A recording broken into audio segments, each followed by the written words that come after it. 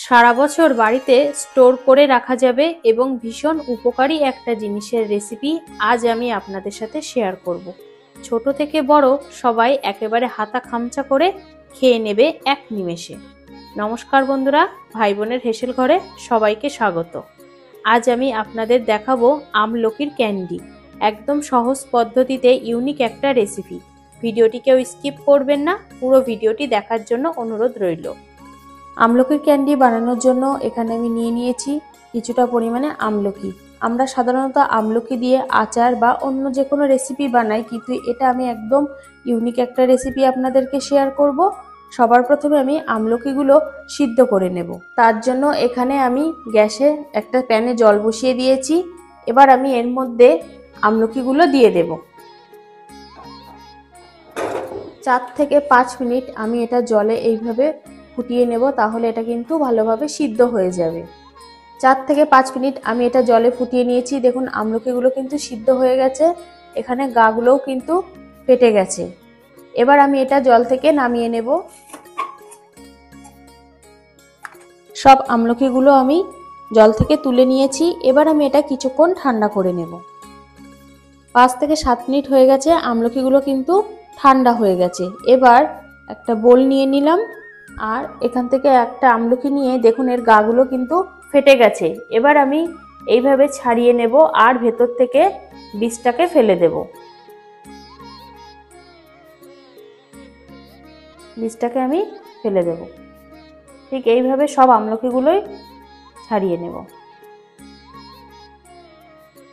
আমলকিগুলো আমি সব বীজ বার করে নিয়েছি। দেখুন এগুলো খুব সুন্দরভাবে কিন্তু ছাড়িয়ে গেছে।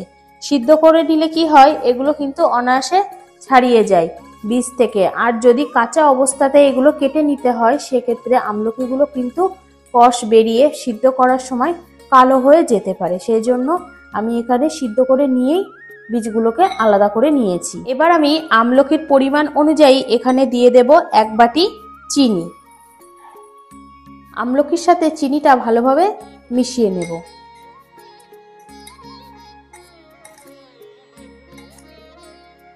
চিনিটা ভালোভাবে মিশিয়ে নিয়েছি। এবার একটা প্লেট দিয়ে আমি এটাকে ঢেকে রেখে দেব 4 থেকে 5 ঘন্টা। 4 থেকে 5 ঘন্টা হয়ে গেছে, আমি এবার ঢাকাটা খুলে নিলাম। দেখুন চিনিগুলো কেমন মেল্ট হয়ে গেছে এবং সব আমলকির মধ্যে কিন্তু এই চিনির রসটা ভালোভাবেই ঢুকে গেছে। আমি এবার এই রস থেকে আমলকিগুলো তুলে নেব। ঠিক যতটা রস ছেঁকে নেওয়া যায় এইভাবে আমি ছেঁকে নেব।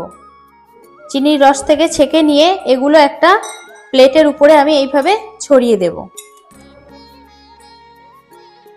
এবার এগুলো প্লেটের চারিদিকে আমি এইভাবে ছড়িয়ে দেব, যেন কোনোটার সাথে কোনোটা লেগে না থাকে, যতটা ফাঁকা করে দেয়া যায়। এবার এই থালাটা আমি রৌদ্রে দিয়ে 2 দিন আমলকিগুলো সব শুকিয়ে নেব।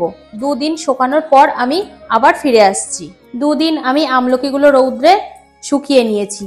দেখুন এর ভেতরে চিনির রস কিন্তু আর নেই, শুকিয়ে গেছে, অথচ কিন্তু শক্ত হয়নি, কতটা নরম এবং সফট আছে। এবার আমি এই আমলকিগুলোকে তুলে নেব একটা প্লেটের মধ্যে। কেউ যদি ভাবে এই অবস্থাতেই খাবে, সেটাও কিন্তু খেতে ভালো লাগবে।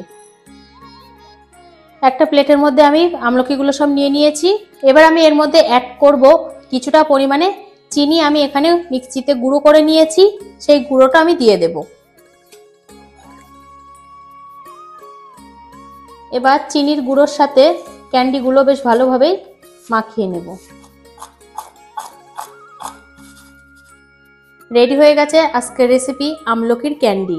এটা কিন্তু এবার খেতে অসাধারণ লাগবে। এইভাবে এটা 6 থেকে 7 মাস যে কোনো কাচের বয়মের মধ্যে রেখে স্টোর করে রেখে দিতে পারবেন। এবার আমি একটা ভেঙে দেখাবো যে এর ভেতরটা কেমন হয়েছে। দেখুন কতটা সফট। আজকের রেসিপিটা তাহলে এই পর্যন্ত। যে সকল নতুন বন্ধু আমার ইউটিউব চ্যানেল থেকে দেখছেন, তারা অবশ্যই চ্যানেলটিকে সাবস্ক্রাইব করে দেবেন। আর যে সকল বন্ধুরা ফেসবুক থেকে দেখছেন, তারা অবশ্যই পেজটিকে ফলো করে দেবেন। আজ তাহলে এই পর্যন্ত, দেখা হচ্ছে পরের কোনো রেসিপিতে।